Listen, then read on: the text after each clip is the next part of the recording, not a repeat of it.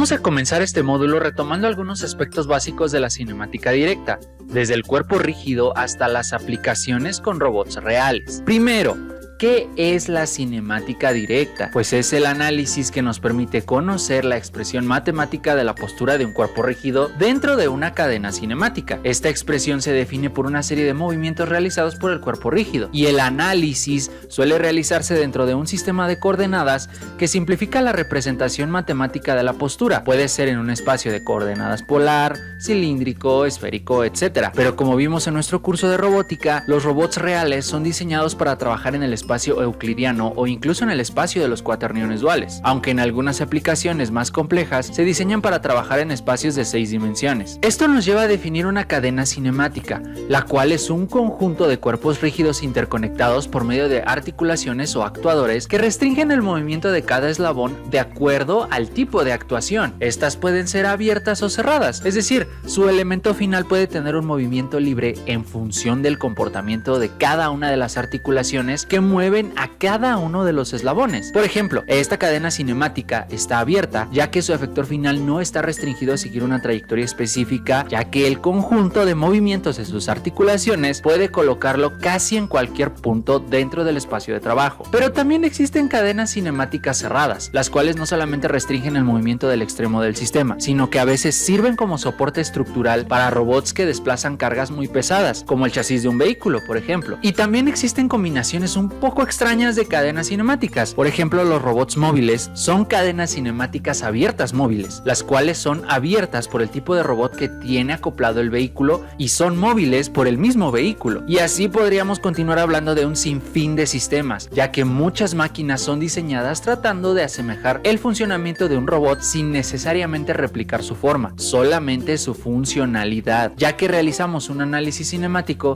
es necesario establecer los parámetros con los que obtendremos un resultado, ya sea numérico o simbólico. Y hace muchos años, Jacques Denavit y Richard Hartenberg se dieron cuenta que para definir las ecuaciones de la postura de un cuerpo rígido, solamente es necesario definir 4 movimientos, 2 de rotación y 2 de traslación. En los comienzos de la robótica, se utilizaban matrices de transformación homogénea para definir esta postura, por lo que vamos a utilizarlas para ejemplificar el razonamiento detrás de estos parámetros. Si queremos obtener la postura de un cuerpo rígido respecto al marco de referencia inercial, debemos realizar una serie de movimientos en el siguiente orden. Primero, consideramos una rotación respecto al eje Z, el cual se considera la rotación variable de nuestra articulación en caso de que ésta sea de revoluta. Posteriormente, trasladamos nuestro marco de referencia rotado sobre el mismo eje Z, lo que crea un marco de referencia nuevo e intermedio entre el marco de referencia inercial y el marco del cuerpo rígido. En este nuevo marco de referencia, el eje X se encuentra desfasado respecto al marco anterior, por lo que ahora podemos desplazarnos sobre este y alcanzar la misma posición que el cuerpo rígido. Ahora solo necesitamos obtener su postura. Esto se logra rotando nuestro marco de referencia sobre el eje X, pero recuerda que no siempre llegaremos a nuestro cuerpo rígido directamente desde el marco de referencia inercial, ya que pueden existir eslabones interconectados que afectan directamente a cualquier cuerpo rígido, por lo que debemos incluir un término que permita multiplicar la postura de cuerpos rígidos previos al que estamos analizando. Claro que cada robot es diferente, por lo que debemos hacer un análisis detallado de cada uno de los marcos de referencia que necesitamos para llegar a cada cuerpo rígido dentro de una cadena cinemática. Recuerda que también hemos hecho este análisis utilizando cuaterniones duales y los parámetros de Denavit-Hartenberg no cambian. Lo único diferente es que los movimientos y ecuaciones son proyectados en un espacio de coordenadas imaginario y dual, por lo que los resultados numéricos serán diferentes a los de una matriz de transformación homogénea. Ahora llevemos esta teoría a la realidad para analizar un robot real. Debemos considerar que los marcos de referencia inercial y del efector final deben estar relacionados a través de cada uno de los eslabones y articulaciones de nuestro sistema. Antes de vaciar ecuaciones y comenzar con toda la matemática detrás de esto, tenemos que realizar un análisis fundamental del problema. Esto significa que debemos identificar primero que nada el número de grados de libertad de nuestro robot al definir dónde se encuentran cada una de las articulaciones en el sistema. Esto nos permitirá delimitar el camino que cada uno de los marcos de referencia debe seguir para llegar hasta el efector final. Pero no solamente basta con identificar cada articulación, sino la forma en la que cada una actúa de manera individual, ya que no todos los robots tienen el mismo tipo de articulaciones en toda la cadena cinemática. Aquí tenemos un mapa simplificado de algunos tipos de articulaciones utilizadas en sistemas reales. Observa que no todas tienen un único movimiento, ya que existen articulaciones que funcionan hasta en 4 ejes distintos al mismo tiempo, lo que genera un movimiento más complejo, que tal vez sea utilizado para tareas muy específicas. El robot que tienes en tus manos únicamente posee articulaciones de revoluta, por lo que este paso en el análisis fundamental se simplifica, ya que los movimientos se realizan en un único eje por cada articulación. Además, debemos saber en qué dirección actúan las articulaciones. Con esto nos referimos a conocer los ejes en donde actúan y cuál es la dirección positiva y negativa del movimiento. Claro que depende del tipo de articulación, pero todos los robots, sin importar el fabricante, tienen etiquetas en cada una de sus articulaciones. Estas definen la articulación que estamos viendo, la cual se forma por una letra J seguida del número de la articulación, y en los extremos de esta etiqueta existen 2 flechas que apuntan en direcciones contrarias y que incluyen un signo positivo y negativo. Esto indica en qué dirección se realizan los movimientos positivos y negativos en nuestra articulación. Pero supongamos que no tienen estas etiquetas, por lo que una forma intuitiva para saber cómo es que actúan estas articulaciones es parándose frente a ellas y dibujando un eje imaginario. Este eje se encuentra alineado con la flecha del motor que realiza el movimiento de la articulación. Nosotros, al estar frente a él, podemos considerar que los movimientos positivos se realizan en sentido contrario a las manecillas del reloj, mientras que los movimientos negativos se realizan en sentido de las manecillas del reloj, lo que cumple con lo estipulado en la etiqueta. Existirán ocasiones donde no podremos pararnos frente a la articulación, por lo que solamente tendremos que imaginar al motor que está dentro del sistema con una flecha y que nosotros nos estamos parando en la punta. Así sabremos las direcciones de los movimientos positivos y negativos. Esto no siempre ocurre, depende de cada fabricante,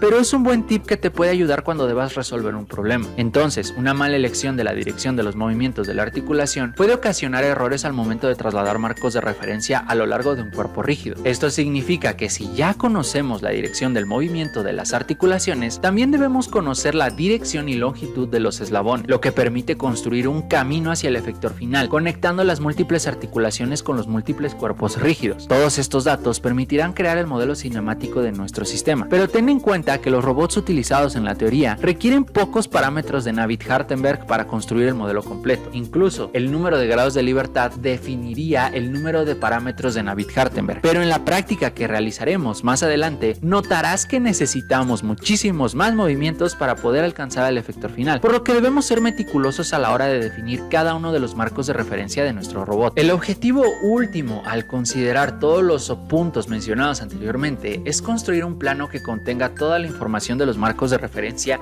más importantes en nuestro sistema. El que ves en pantalla es un ejemplo de un robot industrial fabricado por ASIA Brown Boveri, con cada uno de sus marcos de referencia y longitudes, los cuales son muy importantes, pero nosotros nos enfocaremos en el marco de referencia de la base o inercial y del efector final. Observa que el eje X en la base se dirige hacia adelante del robot. Esto es un estándar en la industria para identificar la dirección positiva de los movimientos en el espacio de trabajo del efector final. Para identificar la dirección positiva en el espacio de trabajo, solamente basta con colocarse detrás del cable de alimentación. Este se encuentra comúnmente en algún tablero y es muy simple de identificar, ya que todos los cables salen de ahí. De acuerdo a la perspectiva de esta fotografía, el espacio de trabajo del robot que ves en pantalla se encuentra hacia la derecha, ya que sus cables salen de la izquierda. El otro criterio importante en los marcos de referencia es para el efector final, ya que su eje Z debe apuntar en dirección positiva hacia abajo. Esto significa que un movimiento positivo del efector final sobre el eje Z no va hacia arriba,